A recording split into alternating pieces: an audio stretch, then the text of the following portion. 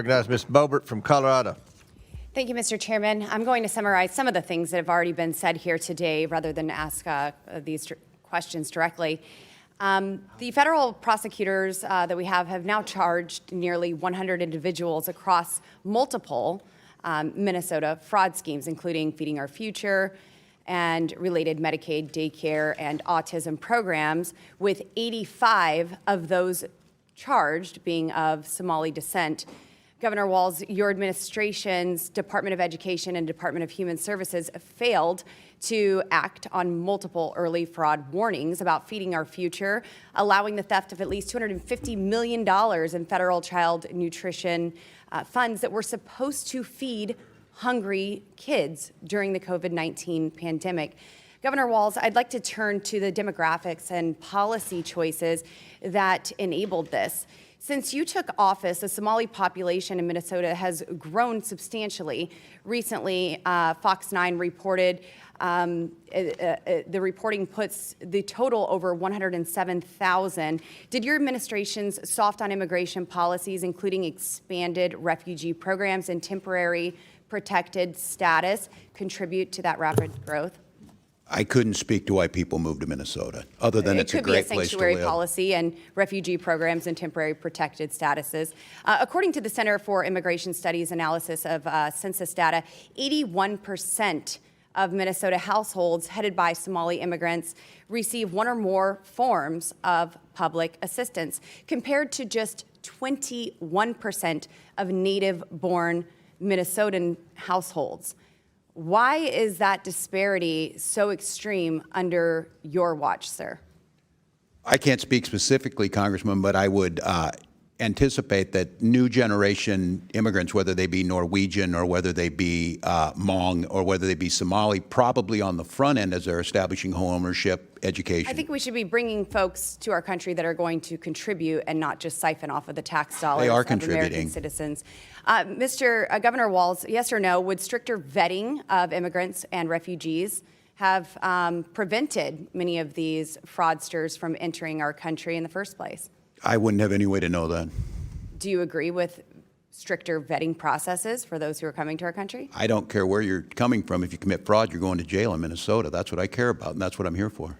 Yes or no, should Somali immigrants or any other immigrants who defraud American taxpayers and steal funds intended for hungry children be deported immediately? That's a decision for the federal government. You're responsible for immigration.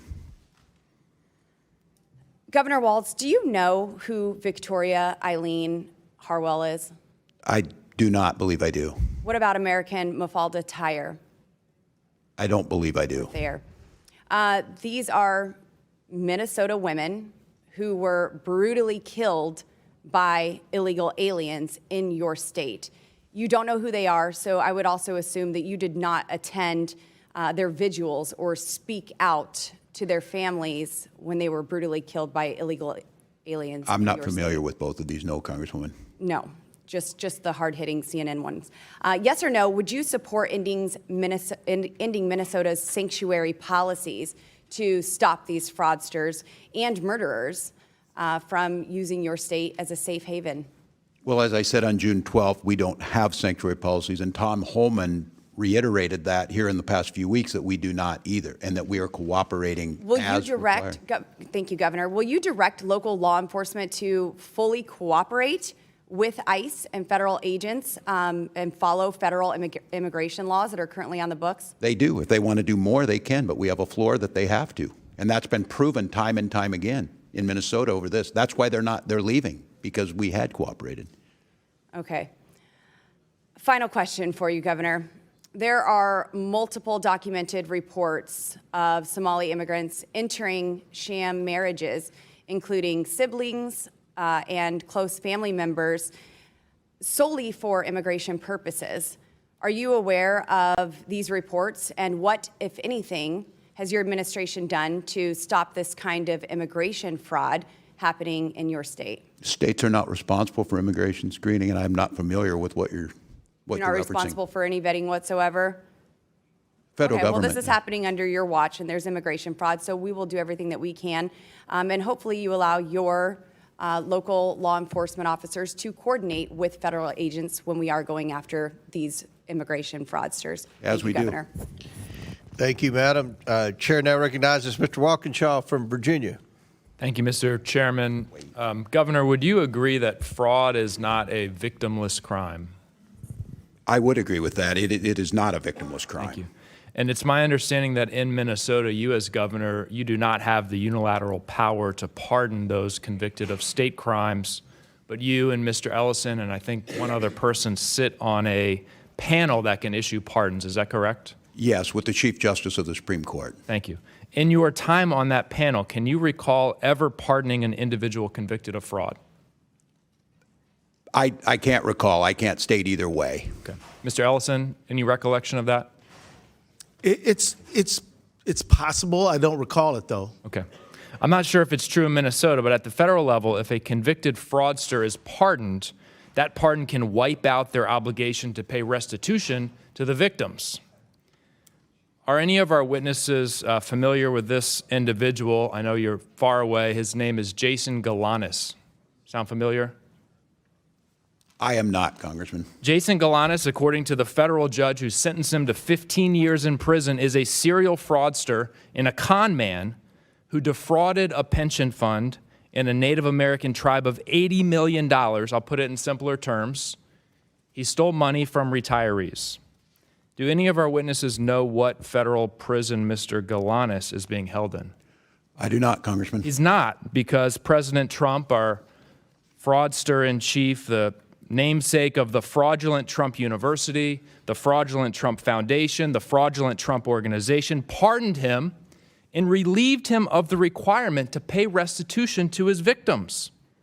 A member of this committee, Mr. Jordan, recommended to President Trump that he be pardoned. Any of our witnesses familiar with this individual? His name is Jeremy Hutchinson. I am not, Congressman. Mr. Hutchinson is a former Arkansas state senator, Republican, convicted of a multi-million-dollar public corruption scheme, embezzlement, bribes, illegal campaign contributions, conspiracy to commit bribery. Mr. Homan might know something about that. For passing legislation that benefited an orthodontist who was paying him off. President Trump's Department of Justice in his first term prosecuted him. A judge sentenced him to 8 years in prison and ordered him to pay $355,000 in restitution to his victims. Any of our witnesses know where Mr. Hutchinson is serving that sentence today? I have a guess. I have a guess, too. He's not serving a sentence because President Trump pardoned him, relieving him of his restitution obligation.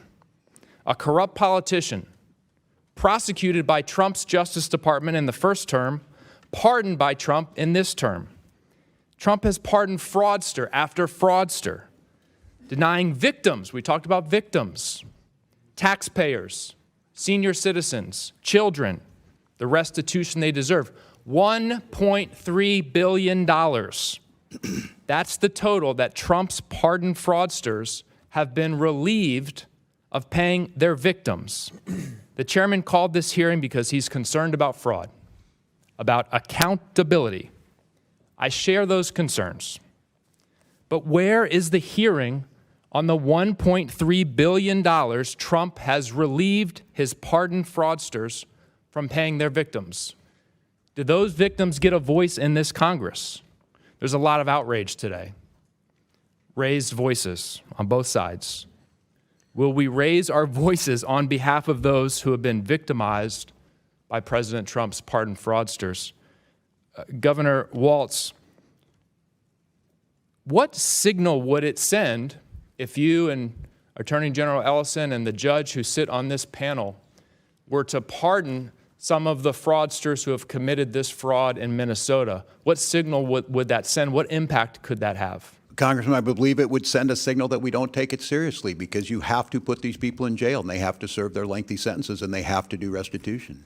And just hypothetically here, if you were to pardon one of those individuals, how would you explain it to the victims of that fraud, the taxpayers across the country, those individuals who didn't get access to the social services they need because the money was stolen, how would you explain it to them? I don't believe I could. I don't think you could either. May I share, Please. Congressman, that generally when people get any kind of a pardon in Minnesota, they've done all their sentence. And Governor Walz is very careful to say, have you paid every penny you owe people? Yeah. So that's kind of how we do pardons in Minnesota. Well, these folks have not paid their pennies, $1.3 billion worth of pennies. Would the gentleman yield the question? My time's expired, Mr. Chairman, so I'll it's your give you time. more time if you want. Sure. I mean, you mentioned Jason Galanis, and that piqued my interest, and I'm sure it did Mr. Biggs as well.